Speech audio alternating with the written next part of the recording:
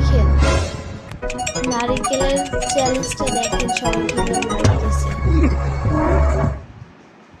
দুজন তার সাথে চালাকি করলো, কিন্তু শেষের জন দেখুন। ভিডিওটি দেখতে হলে শেষ পর্যন্ত ভিডিওর সাথে থাকবেন এবং শেষেরটাতে মজা আছে।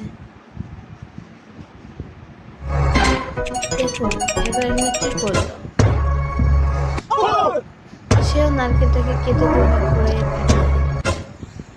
এবার শেষের জন কি করে তারপর